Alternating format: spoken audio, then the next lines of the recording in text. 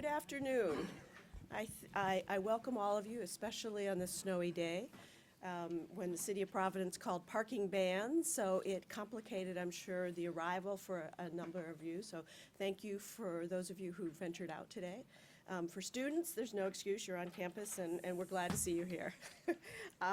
My name is Sue Eckert. I'm a senior fellow here at the Watson Institute of International Studies.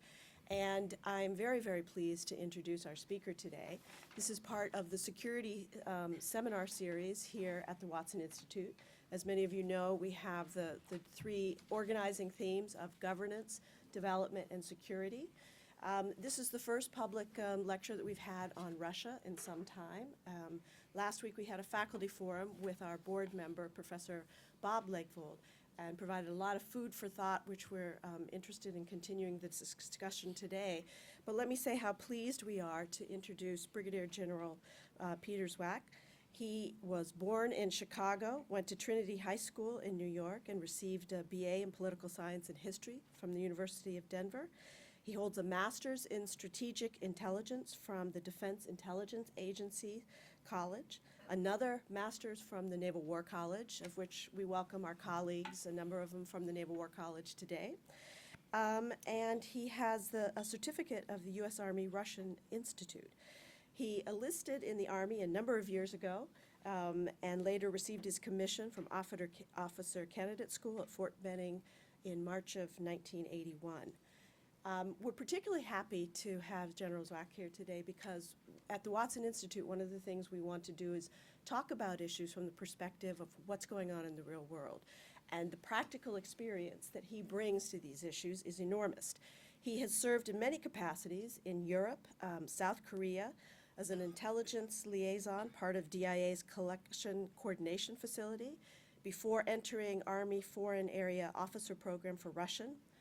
3 years, and I underscore to you undergraduates who sometimes complain about the language requirement, 3 years of intensive Russian studies ensued at the Defense Language Institute in Monterey and the Russian Institute in Garmisch, where in 1989, the Glasnost period, he traveled to the Soviet Union for intensive summer language immersion.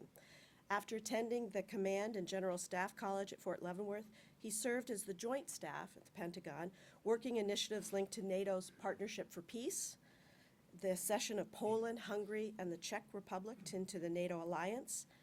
Upon his departure, General Zwack was recognized with the Admiral William Crowe Award as the Joint Staff's Action Officer for the Year in 1999. He attended in 2002 and 2003 the Naval War College in Newport. He deployed to Kosovo as part of NATO's KFOR force, a notable period due to the widespread riots. Following the complex Balkans, he returned to Germany, where he was a senior intelligence officer, and deployed to Afghanistan, where he was director of Joint Intelligence and Operations Center. In 2010, Brigadier General Zwack returned to Washington after having been 16 years total overseas and was appointed Director of Military Support and the National Geospatial Intelligence Agency, followed by service as Director of Operations for the newly established Army Cyber Command at Fort Belvoir, Virginia. As you can see, and I shortened this, and it was very difficult because the range of his experience is quite impressive. From 2012 to 2014, he represented the U.S. Defense Department and the military as a senior defense attache to the Russian Federation in Moscow. His awards and decorations include the Bronze Star, Legion of Merit, the Afghanistan, Kosovo, Korea, and NATO medals, the Ranger Tab, Paratrooper Badge, and many others. So as you can see, we have a very distinguished gentleman before us today. He's married, and in fact, his eldest daughter, Brogan, is here as a student at Brown University, and his son, Peter, happens to be on spring break and is visiting Brown as well. We are really delighted, Peter, General Zwack, to have your expertise to talk today about U.S.-Russian relations and the end of the reset, and look forward to a very lively discussion. Thank you.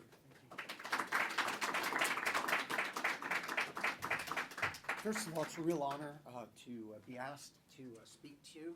I've already seen that there is an awful lot of expertise in the room. How many of you here, just a show of hands, have spent time in Russia or the Soviet Union?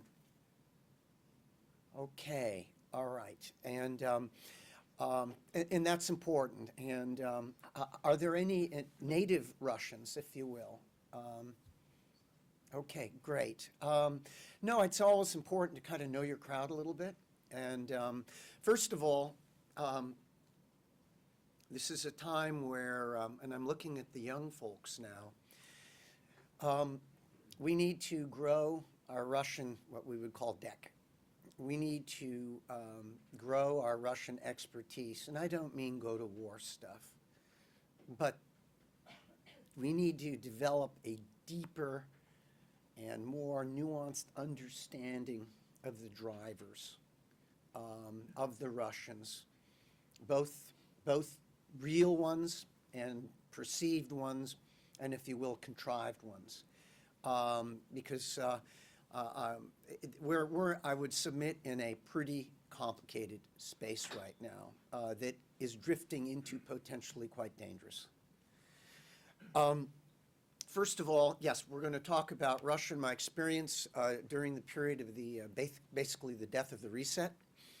But I first want to say, for those of you that are Russian hands, and for those that are new at it, the gangland execution of Boris Nemtsov was even for the Russians over the top, beyond the pale. And it makes people think of Sergei Kirov in 1934. Of course, the Russian press and the speculation is everywhere, rife, except the fact that the government was possibly involved in it. And this is really, this would be like gunning down one of our top politicians in the United States. And though there are protests and all of that, it seems that the Russians will be able to manage the message and the disinformation and get through it. This was really craven, whatever the facts were from my perspective. My 2 years, and well, it's interesting, Brown. I have a little history of Brown. I did study in 1989 with a Brown and University of Rochester sponsored student group in Kalinin at the time. It became Tver. And it was an incredible program for that time. And it just, I'm an old Cold Warrior. I mean, I've been in the Army since 1980. And basically the first 10 years, unless it was South Korea, we were preparing to stop the Russians, the Soviets, in the Fulda Gap, and all that went with it. I like to tell youth that I was, my first assignment was as a young second lieutenant, was the intelligence officer and security officer of a nuclear-capable M109, which is a self-propelled artillery unit, cannons. And we were to fly to Germany in a crisis, fall in on the emplaced cannons that were over there, and then be ready, if need be, receive nuclear rounds to stop the so-called red hordes pouring in through the Fulda Gap and the Meiningen Gap. And we did it, and we were serious about it, and that was the environment. But when you stand back and look at that, and you're contemplating firing a nuclear holy hand grenade 15 to 18 kilometers on West German soil, how nuts was that period? When you really, really think about it. How nuts was that period? We took it very seriously. That was our reality of the time. We never, ever want to go back to that type of brinksmanship, if you will, that type of confrontational preparation. So I tell youth, especially, go watch Dr. Strangelove, because what is the essence of good satire? A modicum of truth. And as mad and zany as the world, as the movie is, there were truisms. It was all about mutually assured destruction. And I scare kids with this. Okay? I would submit that the whole world dodged a big bullet, especially in the 70s and 80s. And we don't want to ever go back to that. So when we start hearing the talk about nuclear weapons, and it's more of an innuendo, a suggestion of, Vladimir Kislyak saying, we can turn American cities into ashes. It's unhelpful. And it is meant to intimidate us, intimidate our NATO allies, and we don't want to go that way. So I would submit that, so we were very, very lucky to get through that period, and then '89, you all know the story, the wall falls, and in '91, the Soviet Union implodes. We were so lucky to get, Gorbachev at the time, a Russian patriot, who was reviled in the '90s, especially after things did not go well. But he has actually recently said some pretty tough things about what's going on in Ukraine that are more, if you will, the classical Russian line. So there is a lot there's a lot of stuff going on, a lot of nuance, and we really, really have to be careful. I would submit that we collectively are in the long game. We are in a long game with Russia. And what I mean by that is that basically we must be firm. We must absolutely support our allies. And this is very, very difficult in the geopolitics of Eastern Europe. You have to support your Article 5 allies. Or else it'll be utter chaos, I would submit, in the way things are going right now.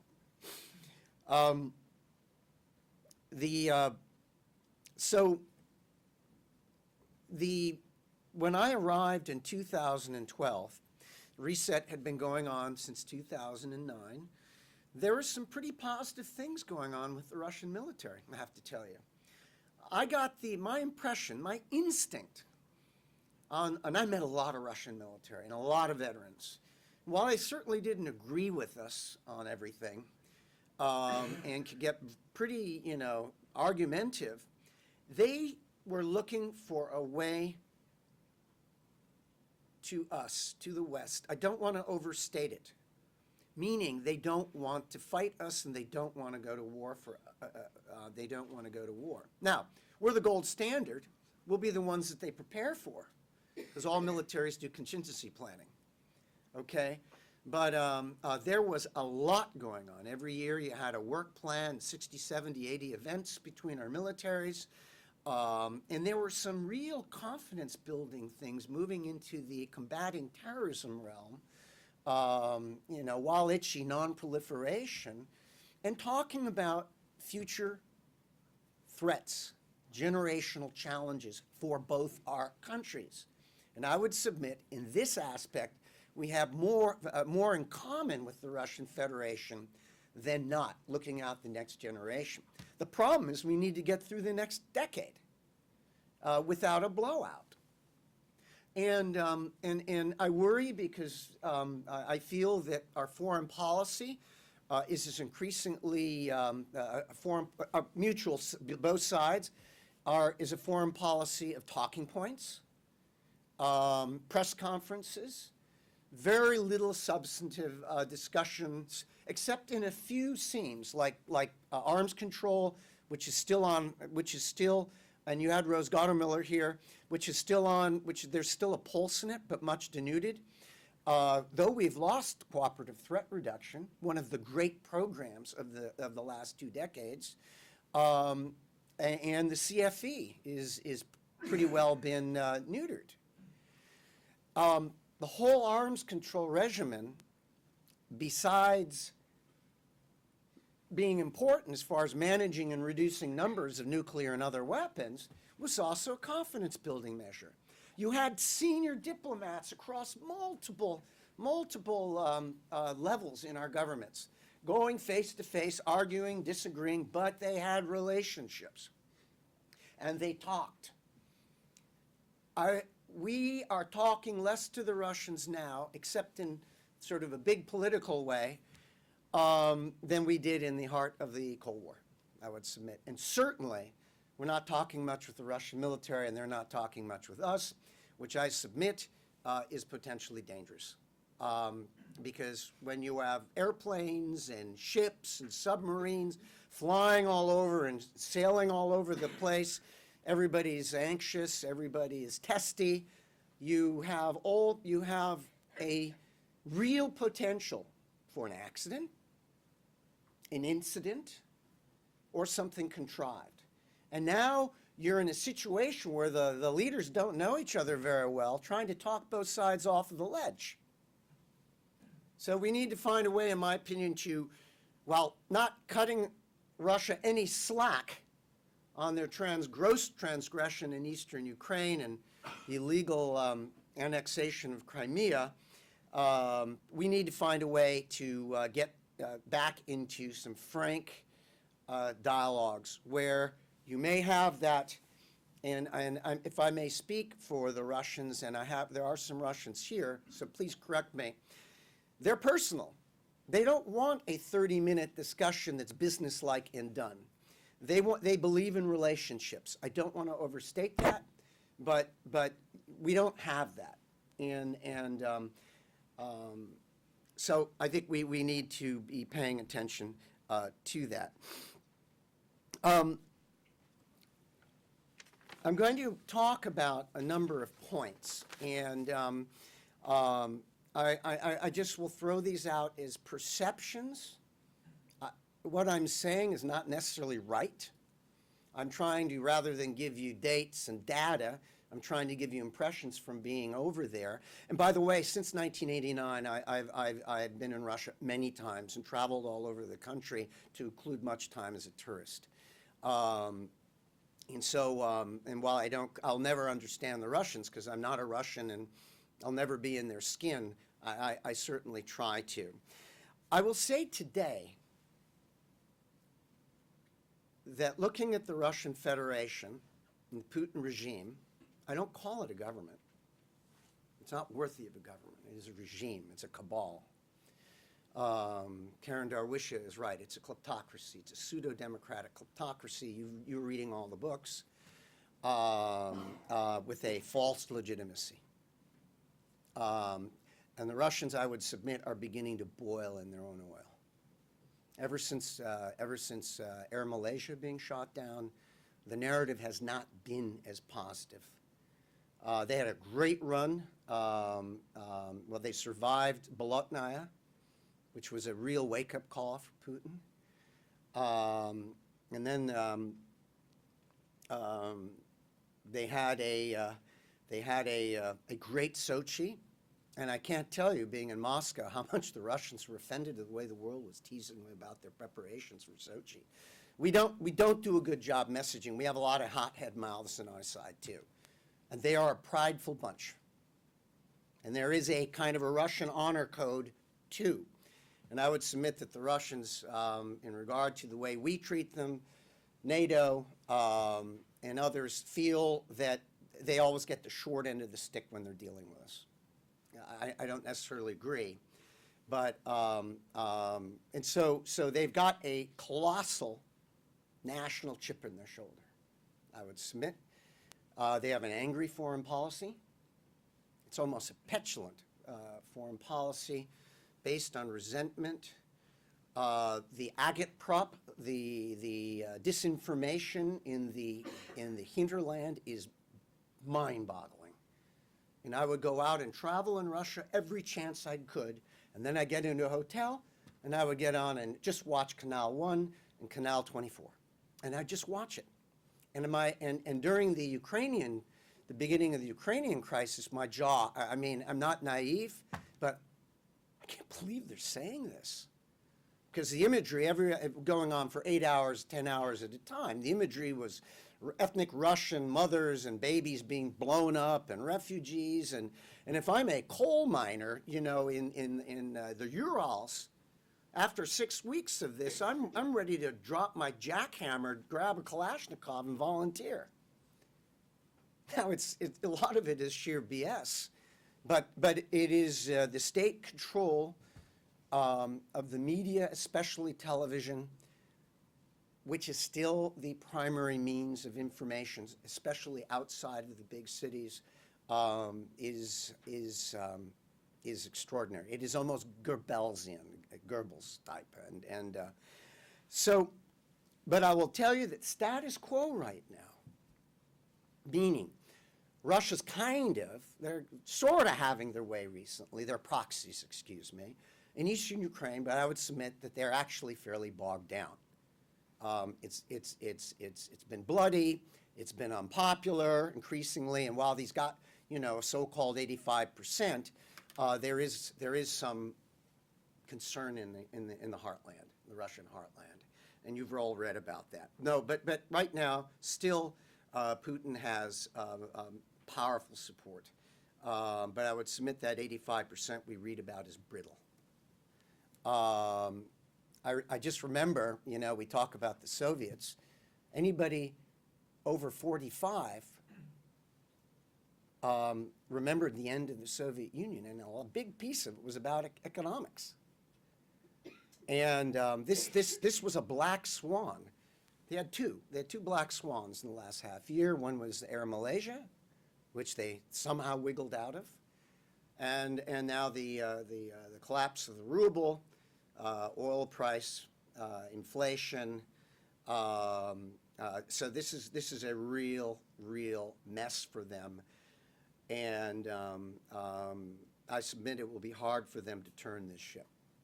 I worry that it will make them more desperate, and we'll look for ways to change the narrative, change the dialogue, create adventures. Ergo, I think this is actually a pretty dangerous period, because as this group feels that their legitimacy is starting to erode, which is built in part on a house of lies, that is an existential threat to Putin and his cabal. So a status quo is not good for the Russian Federation. And with that, I maintain that we need to play the long game. We want to try to bring them out of the wilderness. We don't want Russia to fail. We don't want Russia to cataclysmically crash. I would submit that would be really dangerous.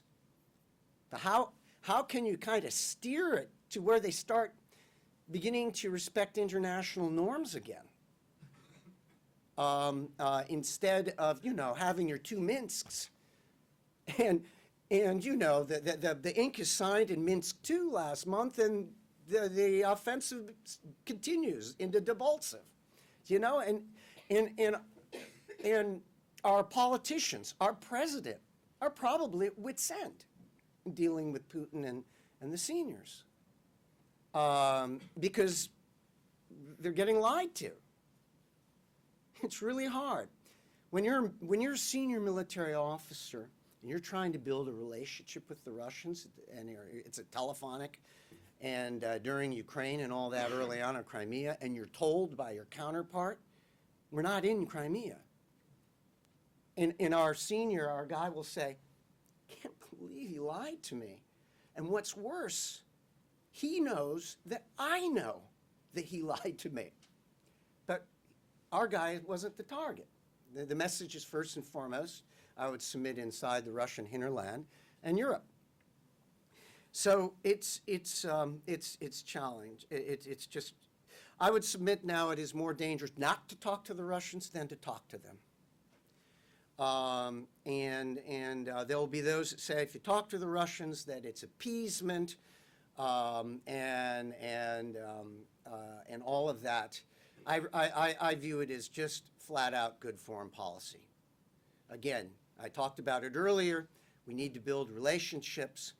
And I'm not sure that all the Russians that are in this game, if you will, are comfortable with the way things are going for Russia. It's very triumphant. The news is good and all of that, but not really. But the smart ones, I would submit, are kind of worried, though they won't say it publicly. And now you have this Nemtsov thing, and they'll blame it on Western or us or somebody, or you heard that he was a sacrificial lamb by the left to create, So we're just going to have to see what happens.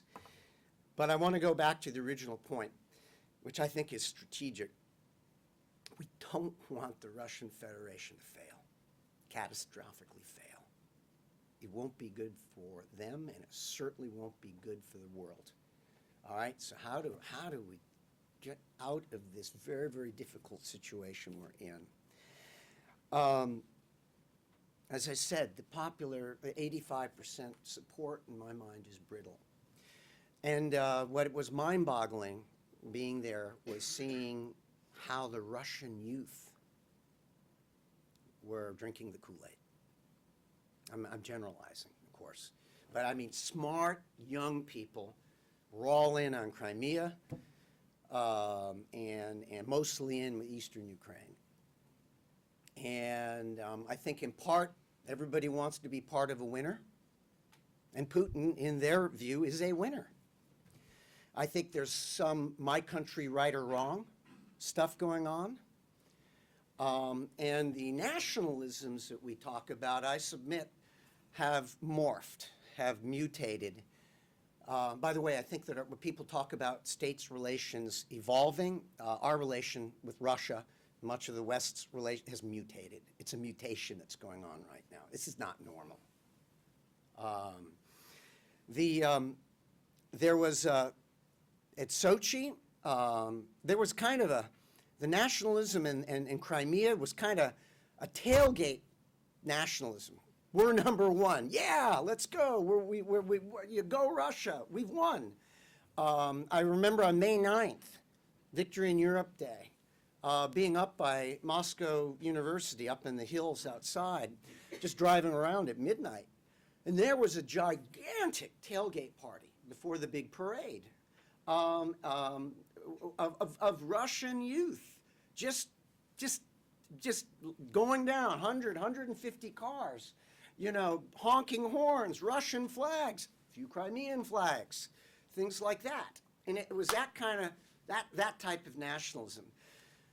And I think it continues in East Ukraine somewhat and starts to get more sober with the shoot down of Air Malaysia. And despite the conspiracy theory, while most probably believe it, there are some that were really, really uncomfortable with it. I was on a Russian train between Yekaterinburg and Kazan, which is really fast. If you can get out to Kazan and Yekaterinburg, and these are really interesting heartland places. And there was some. We got on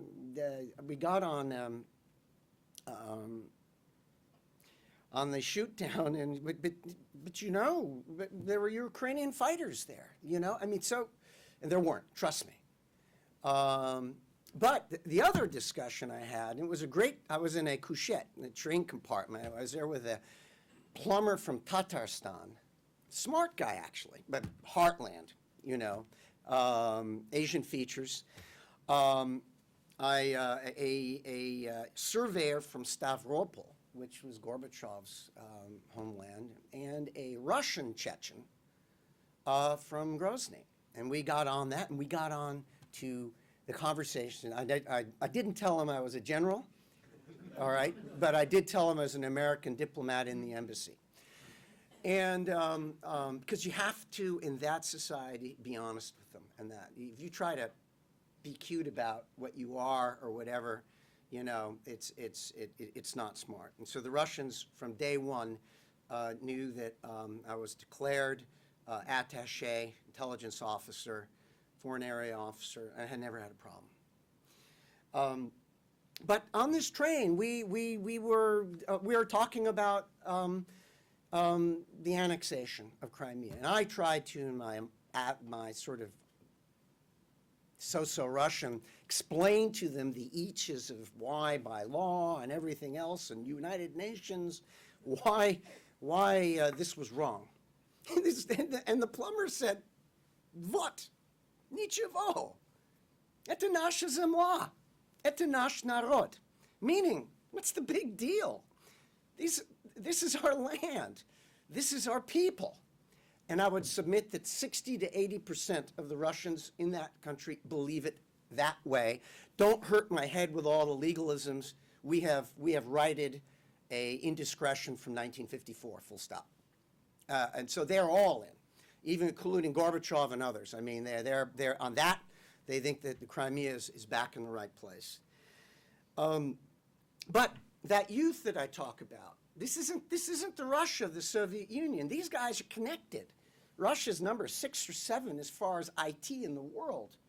And while the youth are really, you know, while they're linked, they right now are very, very, very, very patriotic. Some very nationalistic. But as one veteran said to me, World War II veteran at Stalingrad. I had the privilege of taking my son to Stalingrad, Volgograd last summer. Actually, we were there twice. And he said, "I worry about my youth, our youth, Russian youth. They don't understand the horrors of war." This comes from a Stalingrad vet about his Russian youth. I throw that out as a data point because we would always kind of claim that the veterans and the communists are the most on board. And while they're certainly supportive and patriotic, the youth we have to watch. But it is the youth that will turn fastest if eventually the hypocrisy of the regime is exposed.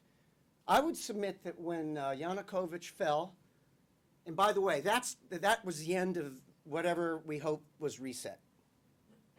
I mean, it was already on life support. We had just gone through Magnitsky, and then right on top of it, this whole petulant thing on adoptions. I mean, how petulant was that? And then the Schneerson collection, and my neighbor was the USAID chief. You know, that's civil society. Oh, you don't want that in Russia. NGOs. So even before, so it was already getting pretty lousy. And when Yanukovych flees, it's dead, and it morphs into a ugly, as I said, type of nationalism. But they had a lot of support. I would submit that when Yanukovych fell and the corruption vomited out, that he saw himself in the mirror and freaked. And that from that moment on, diplomatically, militarily, regionally, they went postal. And they may have had notions or ideas or desires to take down these places. But I have to believe the Yanukovych thing was a really, really bad thing for the Putin cabal. Since then, I agree with the Wall Street Journal article that you read, I think 10 days ago, where he was doing a lot of improvisation and making it up as he goes. I don't like talking about leadership by individuals. I don't.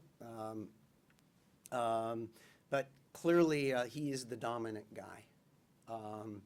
decision-making is short and clever. He is smart. I think in his own mind, he's sort of a new age czar, and he also believes he's indispensable. And bad things happen when you as a leader start to think that you're indispensable. So we'll see. I think they'll gerrymander the election again. 2 years from now, and he'll probably be with us for another 8 years as a minimum.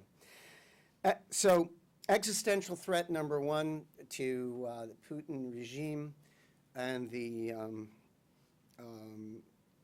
I ask youth usually, and it's kind of a lead question, usually they'll say NATO. What do they think? NATO, I would submit, is some, and you see it in their utterances, is some type of color revolution regime. Now, we're not in that business. We don't want to be in that business. We want the forces in Russia to go its own natural way. We don't want anything to do with that type of internal, because it is incendiary. But this is an obsession of the Russians, and it shows their insecurity. 3 major Russian calculations that are going to wear them down, and probably now a 4th. And the first one, they somehow managed to get the European Union mad at them. That was a pretty big feat. All right? Now, it's imperfect, but the EU, mostly are on board. And I think that once again, Putin is more, at a certain point, the Germans and the French are just going to say no mas. It's extraordinary. They have managed, I think this is a strategic miscalculation, they have managed to coalesce, in my mind anyway, some sense of mainstream Ukrainian patriotism that is now beyond the nationalist parties that encompass the majority, and now you have 30 million Ukrainians, plus or minus, that while not necessarily completely anti-Russian, they're pro-Ukrainian. And that was something I think that he didn't bank on. And while it's been ugly and it's been, Ukrainians have been fighting, and the soldiers do have the mostly governmental support. That was not part. The Russians really alienated the Ukrainian mainstream, and that whole Ukrainian piece is so complicated and so.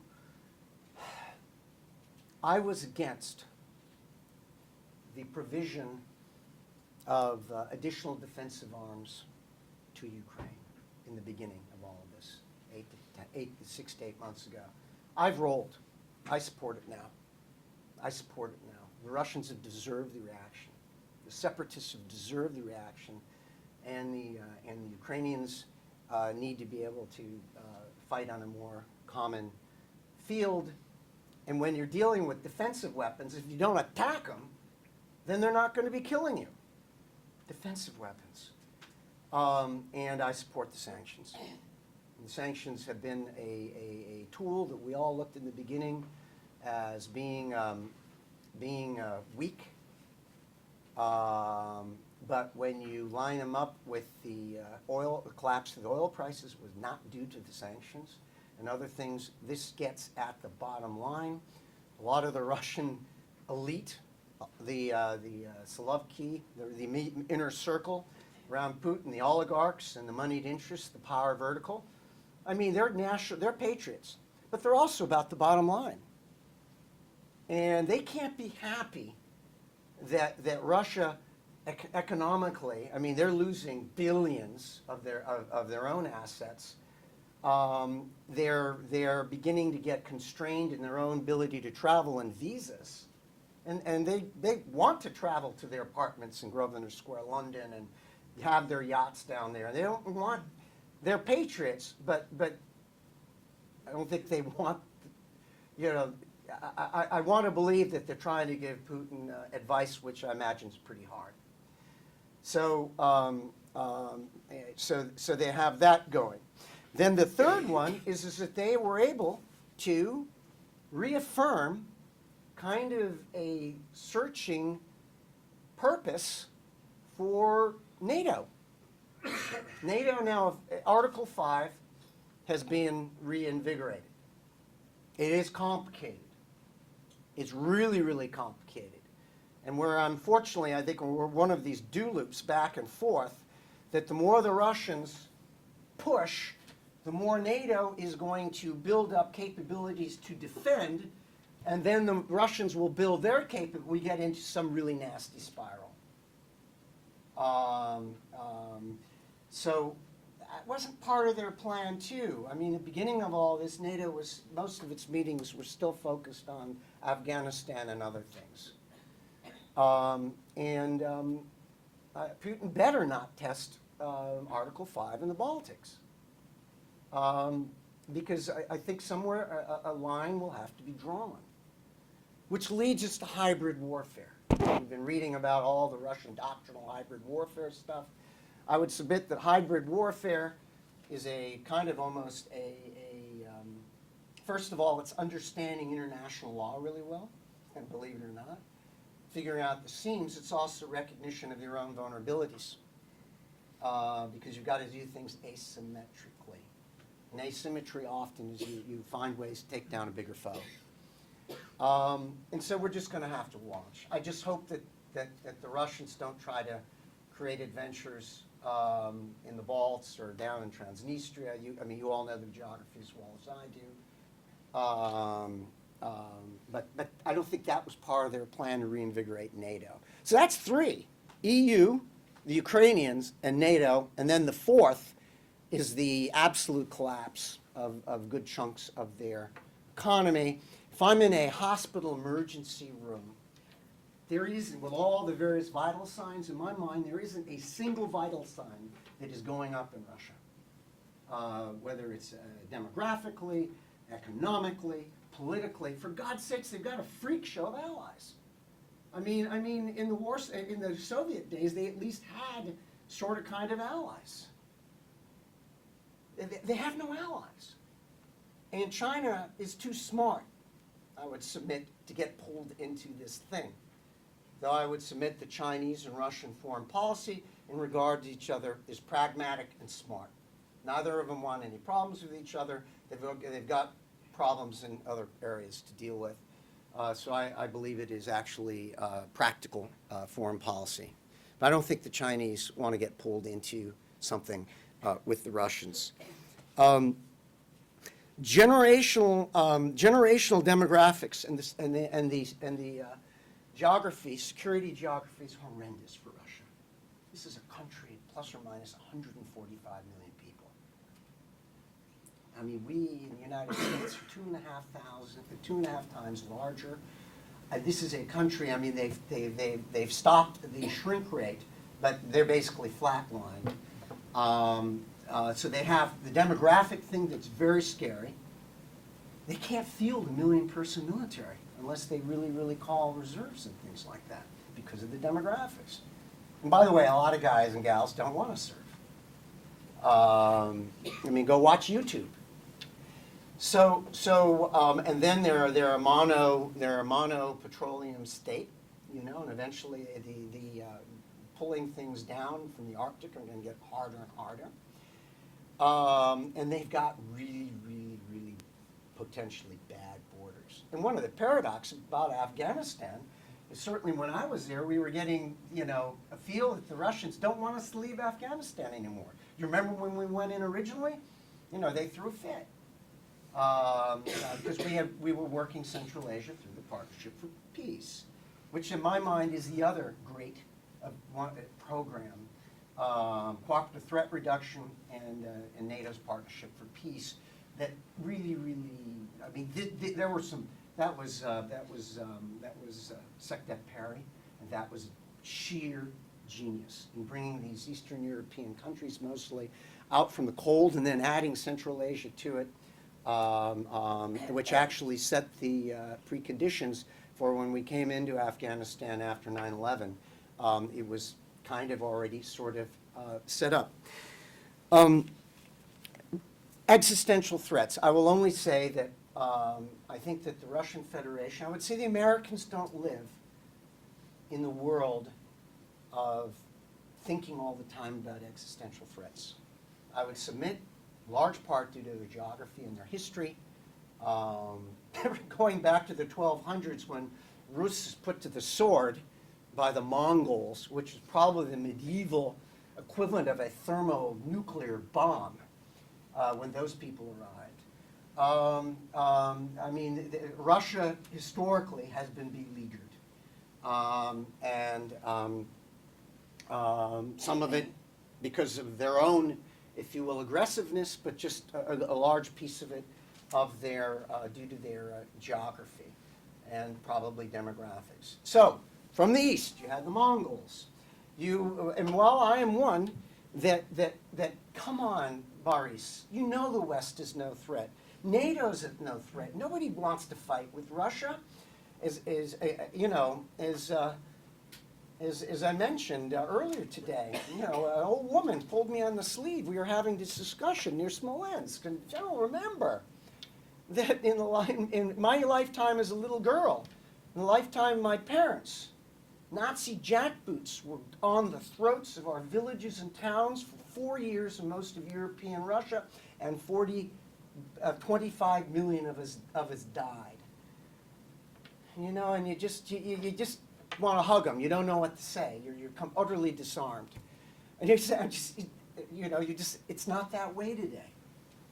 And what I like to try to tell them, and then one reason it's not that way today is because of NATO. I like to ask Russians, the smart ones, do you really think Russian security would be better without NATO? And now you've got all these countries out there in Eastern Europe and the borderlands or the bloodlands are looking for alliances and groups and all that. Is that really good for Russia? So I failed on the West. I was a little naive. I thought that I could get there and just talk to them about the West. The West is no threat. 1914 to 1954, plus or minus.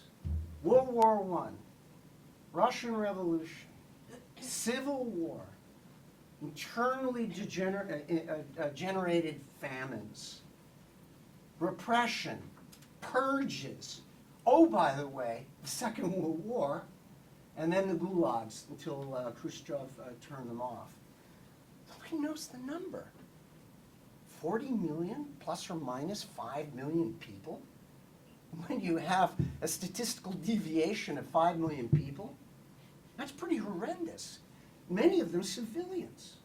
So it's as if the whole country is in sort of a collective PTSD from that era. And I would submit that plays into the way they see the world, their blinkered view of the West, because we don't understand it. We really, come on, stop, as I said. Your problems are going to be in the South, in the East. So we're going to have to keep working at it. It hasn't worked. The Russian military, I just say, I've met a lot of them. I say they're above average. Their nuclear tip forces are really, really good. Their Spetsnaz, their airborne and guards units are really, really good. But their main average forces, remember, the 30% of the troops every year are drafted and not necessarily and it's not popular. So and I'm a military guy, when you have to swap out a unit every year and bring in 30% new people every year, with Dedovshchina and the hazing and all of that, it creates a problem. I wouldn't want to commit one of those units into Eastern Ukraine. Because there would be contradictions, I would submit. Unhappy kids and things like that saying, not so sure. Remember, Afghanistan blew back on the Soviets eventually. It became very, very unpopular in that far more controlled society. So it's a very, very capable military, but they have some major modernizations. And guess what? I would submit that this crash financially is going to slow down their modifications. But, you know, again, they don't want to go to war with the United States and NATO. I really believe that. However, they will prepare for it. Implausible deniability. It gets at, we've seen, we just, even here in the States and Europe, just can't believe that the disinformation, the Maskarovka, the Sepsi, all of that, were not in Eastern Ukraine. Trust me, sports fans. Russian main force units were in Eastern Ukraine in July. Okay, and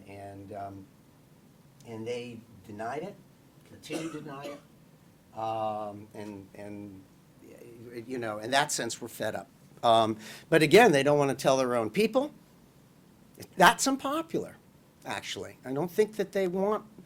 You know, you've read about the Russians coming back. You know, soldiers that are coming back or being cremated because of accidents, and they're not telling their narod, their people, that they were killed in combat in Eastern Ukraine.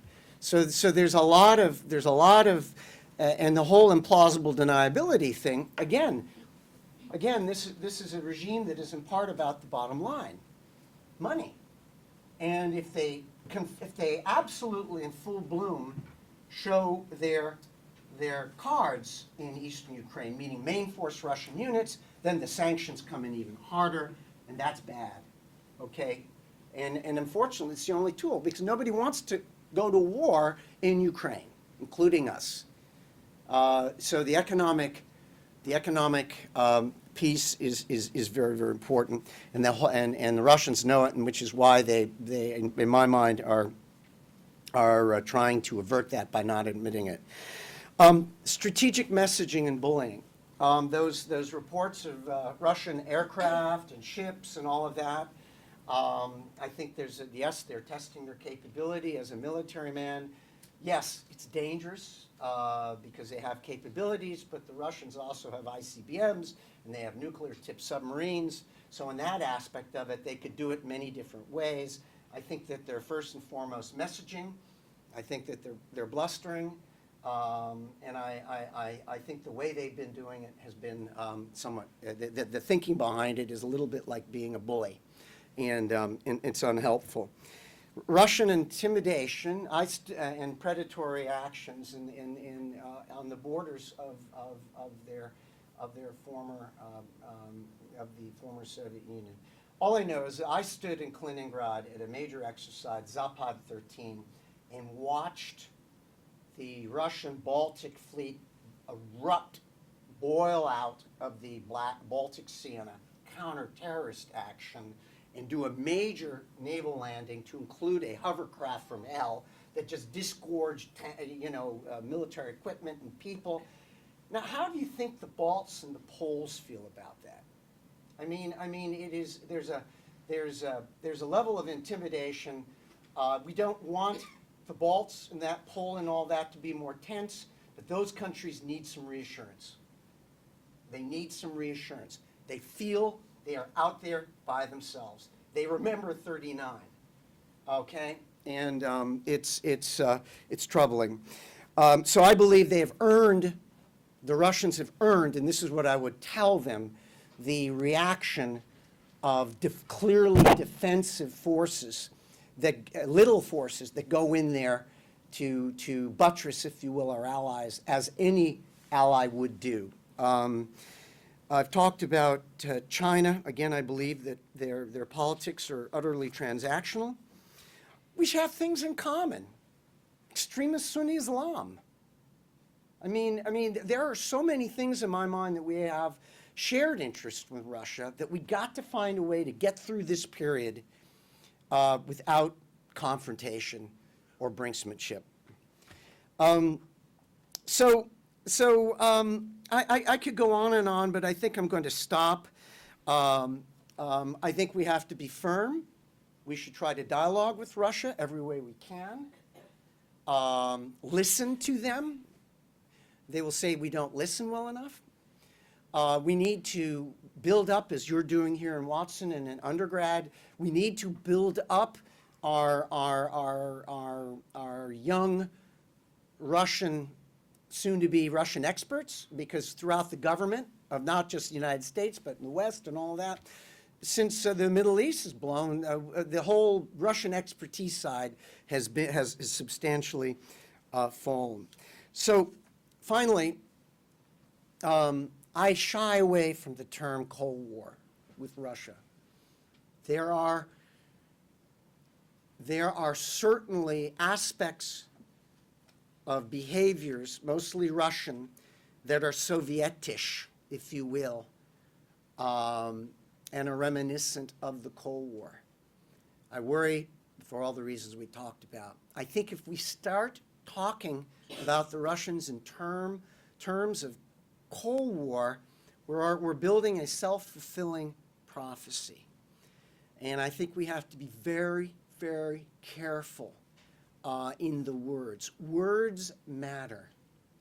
That's why I go crazy when the Hill, when we were there when Kerry, not Kerry, it was Romney, and I'm apolitical. It's not called the Russians foes in 2012. And we're all in the embassy going, oh, this has just got a whole lot harder. And they just, words matter. We have to be patient. We have to be assiduous. We have to be firm. We have to push back where our interests are. And we have to avoid brinksmanship.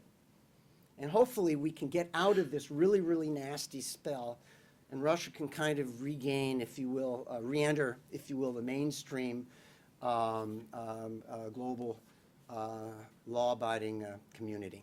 Thank you very much. Thank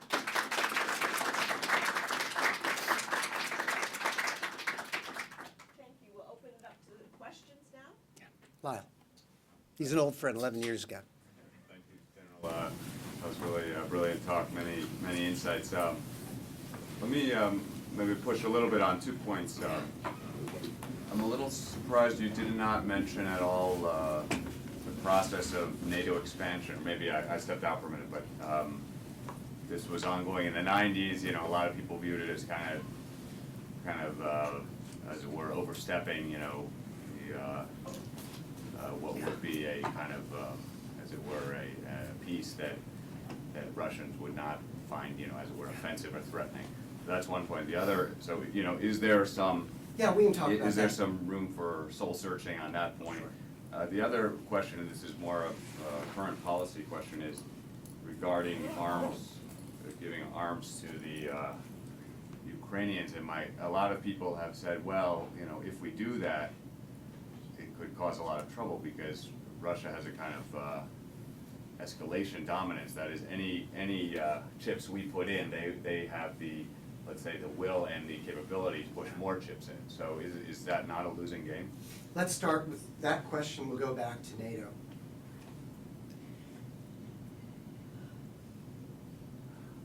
You're right. You're right. Saying that Ukraine is in a basically fight for its life. They're not well equipped to deal with these separatists, where they're being heavily equipped by the Russians and supported by the Russians. And I would prefer that any addition of defensive capabilities was multinational and not U.S.-led. But Ukraine suffers from being outside of an alliance system. And, it's the classic borderlands, bloodlands. Which brings me to your second point. Yes, I think that there was an air of triumphalism in the 90s. And we may have steamrolled the Russians in certain aspects of NATO enlargement. But at the same point, through the Partnership for Peace, how do you say no to nations that show a civil control of the military, do the right things to make themselves NATO eligible, and they're desperate to be part of an alliance system. I only say, could you imagine this part of the world today if a lot of those countries weren't in NATO? I mean, a potential arc of instability in there, the Balts. And so it is a great question. It is a great question. I also think, and I remind the Russians, that NATO, yes, NATO was a Cold War response to the Russians first and foremost. But there was another very important aspect of NATO too. And that mattered even after the 90s, when everything changed in Europe, is that it's not since Cyprus in the 70s have NATO countries fought each other. And so NATO, first it was defensive, and then we thought peace had broken out of the world. We tried to bring Russia in with the NATO Founding Act and other things. And for a while, it was kind of working. I mean, Russia is a member of NATO's Partnership for Peace. But somewhere it started to spin out. Maybe it was Chechnya, maybe it was some other, the Balkans, Kosovo, and so we lost the bubble on it. And the Russians will say, and I think they believe it, but our politicians who were there said, we never promised. Russians said they did. I don't think it's written anywhere, but the Russians said you basically reneged first in militarizing East Germany, and then so on. NATO, in my mind, is the core international security equity for the United States and a number of the NATO allies. There's some NATO allies probably today that kind of wish they weren't in NATO. So it's really, really complicated. But it's very, very difficult now because of the Baltics and Poland and if ever a country was worthy to be in NATO, it was Poland. And I always believed that Poland was really the first main reason of a NATO enlargement. Another country traditionally caught in between, a battleground, a buffer zone.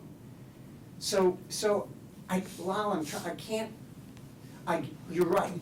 There may have been we may not have done a very, very good job communicating it, but these were worthy countries, and they're good allies, and they helped in Afghanistan and other places. But now we're in this pretty difficult space. And the last thing I tell the Russians, look at NATO, come on. You know NATO's no threat to you conventionally. We're not talking about thermal. Hungary's got 18,000 soldiers. All of the Baltics are 10. Nobody's a threat to you. Stop it. It's hard. Please, Matt. Well, thank you for a very thought-provoking talk. If I were capable, I'd duck under my desk. But I have a pessimistic and an optimistic question. To follow through with the arming of the Ukrainians, and admittedly, at least you admitted that might prove to be an escalation of arms. And if you are also sanctioning sanctions, and yet you advise us not to push Russia over the edge. Now, if those combined factors might not put them over the edge, what do you think will? That the situation we're supposed to avoid?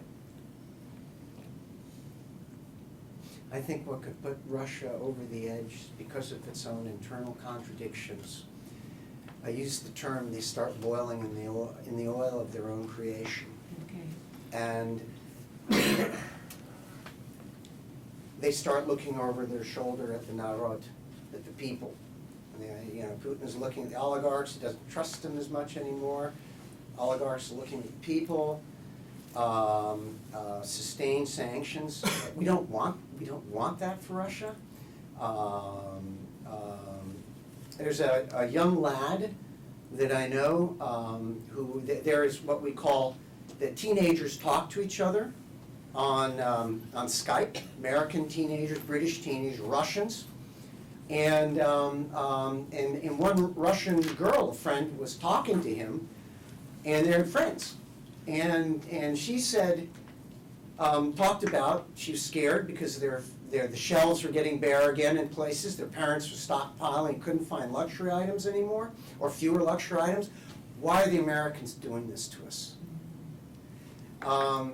And I think that we just have to be patient, try to not get caught into anything confrontational, and got to find a way to get them to stop. Because they are involved in aggression in Eastern Ukraine. There's no way. And why should we be involved in it? No, we don't want to be involved in it. We don't want to be involved. But it's international law. We kind of lead. We're not perfect, but we kind of lead with other countries on that. I mean, not since the end of the Second World War and the Cold War has there been a conflict of this type that involves irredentism, which is a very, very malignant thing. The Balkans was something different, but that was all internal and was very ugly. But this is actual aggression, cross-border aggression. So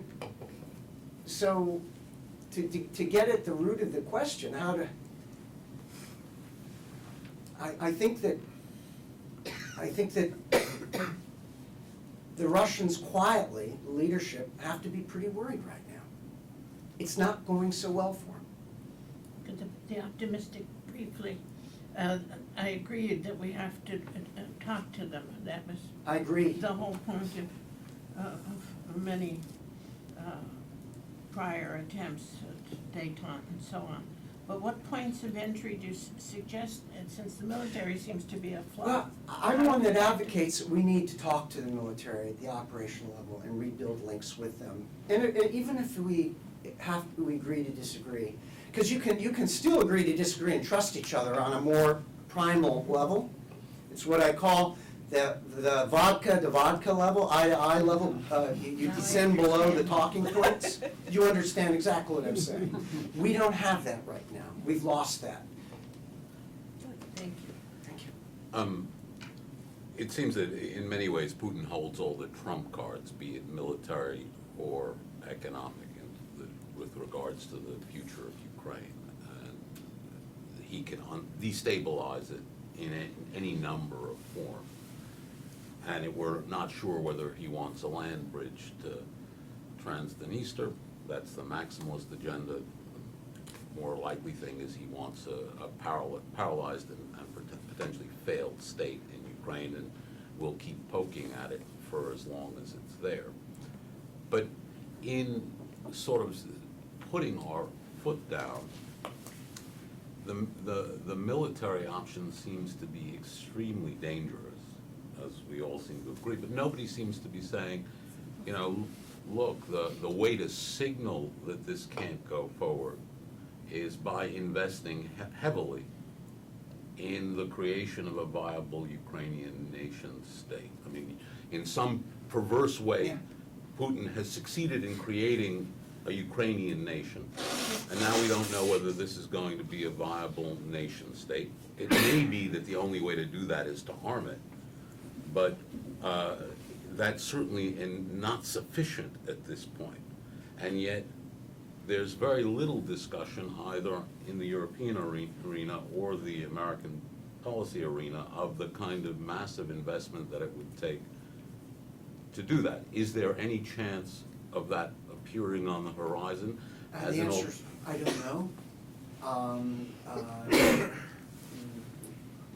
It's a little bit better. I think in the last 2 months there have been larger credits that have been granted to Ukraine, but I do believe that all of us have financially not gone all in on some type of new age, I don't want to say Marshall Plan, for Ukraine.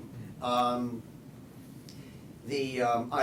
often thought that the best way to secure the Russian areas of eastern Ukraine that aren't under occupation or of the separatists is just pour money and development into those places. But I think that part of the problem in Ukraine, of course, is that they're also still very, very corrupt. And you know, probably 30% of your dollar is going to go into a pocket, and people can't countenance that. But I think that we have not gone all in financially to build the economy and civil society. Economy is depressed in Europe, but it's a key piece.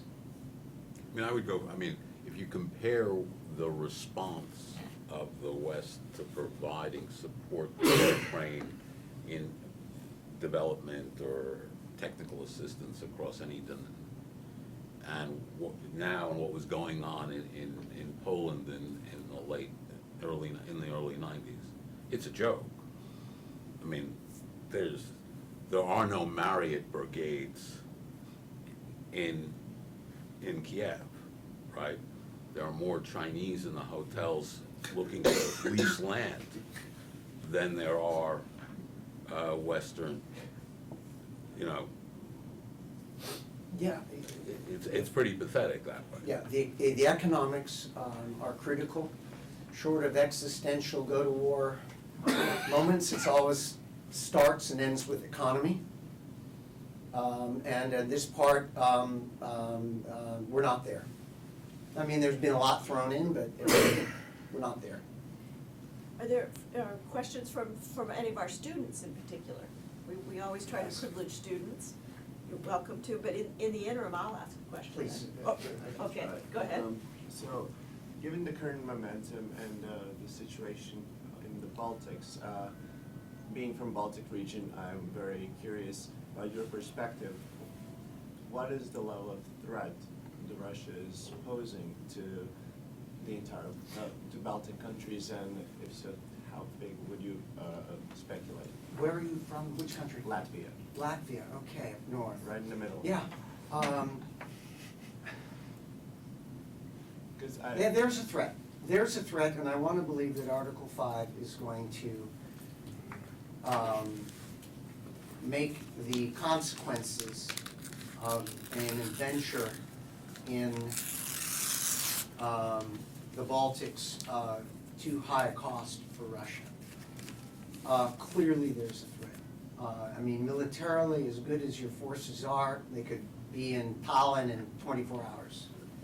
Because there has been, I've been following a lot what's going on back home, and I know there has been some military movement near our eastern border, and there has been some advanced military equipment deployed in form of Air Force that can reach any part of our country within hours, and we don't have any defensive systems to protect ourselves or even to detect them because they're flying below the radar.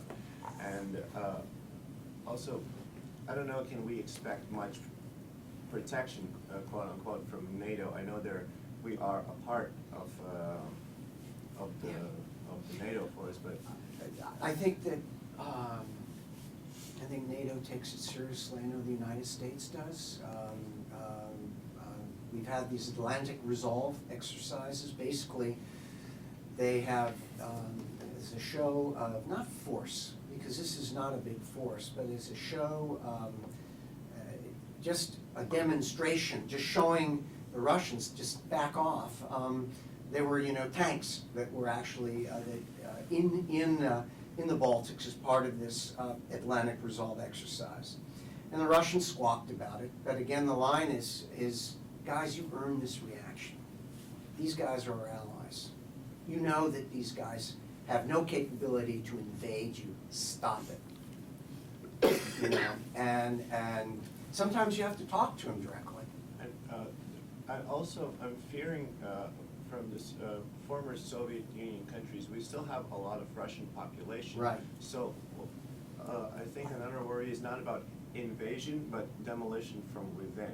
Because there has been, I've noticed within our Baltic states an increasing number of ethnically Russian politicians who are directly linked to actual Russian Federation. And I think that I've read that some of the Russian minority are being issued passports from Russia. Yes. It's, the enclaves are of concern, especially up by Narva in your country, and down by. In Estonia. Narva would be in Estonia. Yeah, and in the area, in the border regions, you have a Russian, you have so I'm sorry, it's Riga. Riga. Riga is a large Russian population, and Dugov Pils in that area as well. What I want to believe is that the Russian youth, I mean, life, I think, and in these countries, even there are those who would say that while the Russians aren't abused in your countries, that the societies are not fully inclusive to the Russians. The gap is increasing.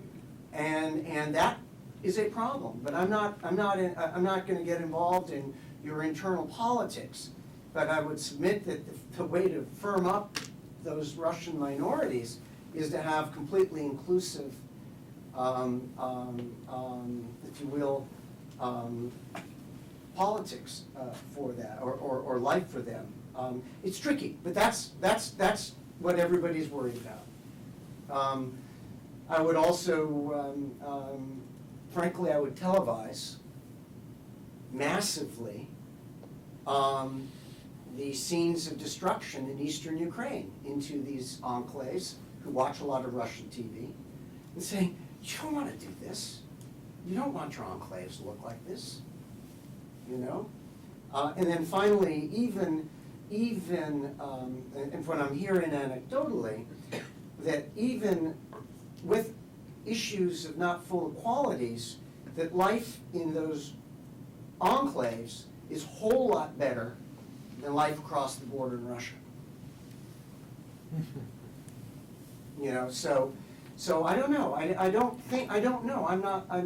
I don't know if something, the little green men showed up in these places, if they're going to get complete support of the Russians even.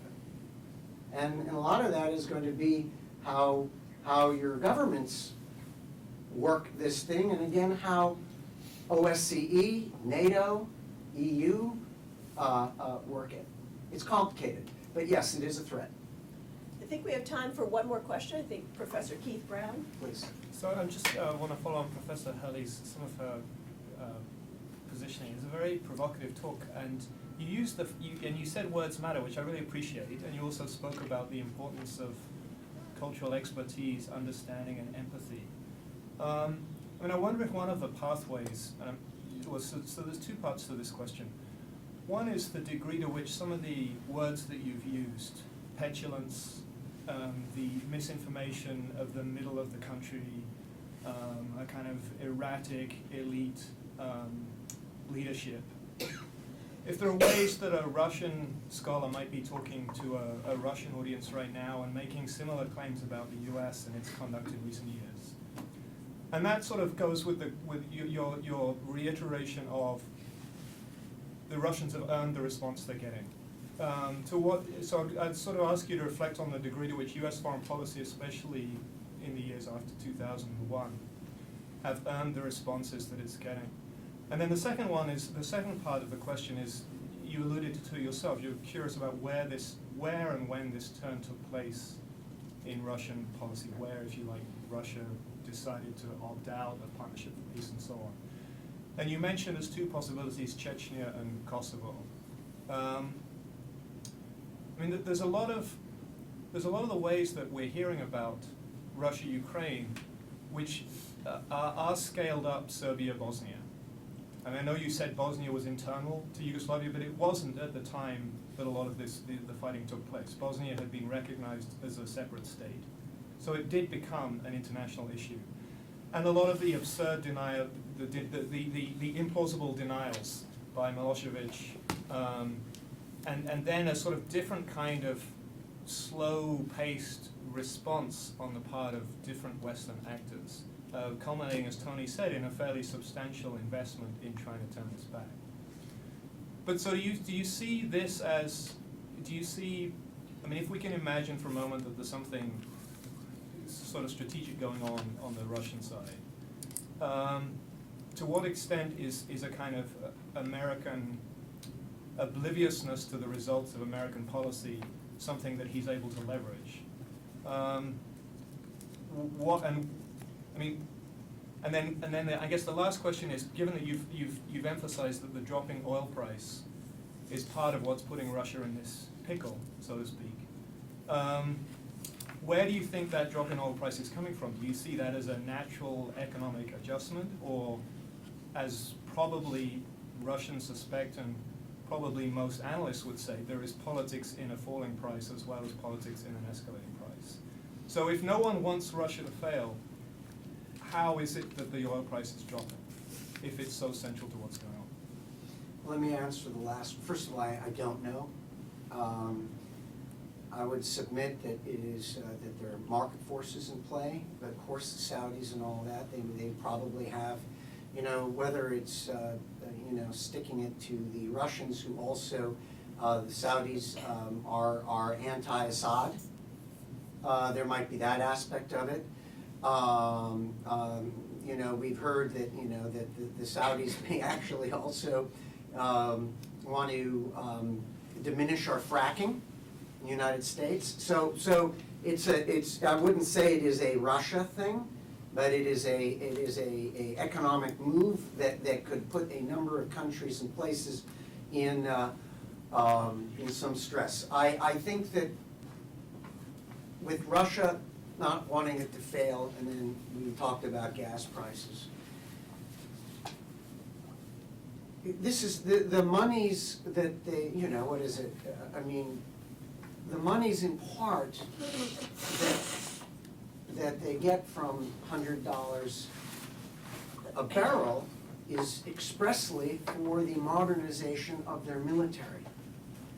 And while I don't like my friends in Russia suffering through all this, in the big picture, again, they've kind of put a fire to their own house, if you will. And I don't think that the oil thing was just a whole nother aspect to a falling ruble, as you know, and so go back, come back to me with your first question, and just a simple question. Well, so that you reiterated this phrase, they've earned what they're getting. And I'm curious if you would reflect that back on U.S. foreign policy. Yeah. The denial of foreign deployment and et cetera. I would submit that I don't think we've always been right. We may have misjudged some things. I don't know if and this is why fora with students like yourself are so important, because understanding the Russians, or trying to understand the Russians and history, and is very, very important. I think that the whole aspect, there's an aspect, it's a visceral thing. I think the Russians are acting quite viscerally. I think that they feel that in the grand scheme, certainly back since the 90s, that whatever notion of Russian honor, they have their own peculiar honor codes, has been impinged, and that basically any time they try to do something with NATO or the West, they get the short end of it. I think there's a side of that they feel. But I think that all of that is more complex, as I'm laying out. I think we've talked past each other sometimes. Russia, if you watch the news in Russia, and those who've been in Russia, seemingly almost every paragraph on the news, you'll hear Sasha, USA. I mean, they are absolutely, I don't want, it is so much a part of their reporting, whether it's bad or good. They pay far more attention to us than, frankly, our heartland pays to them. And I do say that they've earned reactions, because I try to, just, Yvonne, if you would just stop these exercises around the Balts, then NATO would not feel compelled to show their allies resolve.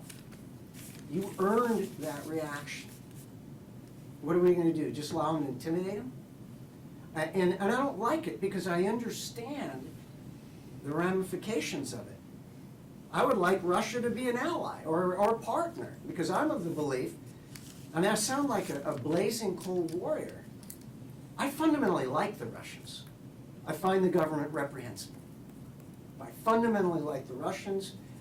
I worry that they're headed into a cul-de-sac, and I worry they're going to bring a whole bunch of countries into the cul-de-sac with them. And I believe that it is actually, not ISIS, our #1 foreign policy concern. Because by extension, it could become existential. We never want to go there, ever. So we need to be talking, we need to be engaging. Words matter. We've got to maybe sharpen our own dialogue and narrative. What's happened has happened. We can do some introspection, but if we can take that introspection and then parlay it into a fresher view on how we engage with the Russians, but it's done now. Yeah, and we are where we are right now. So it's a great question, thought-provoking. I don't think I answered it anywhere nearly the way you wanted me to.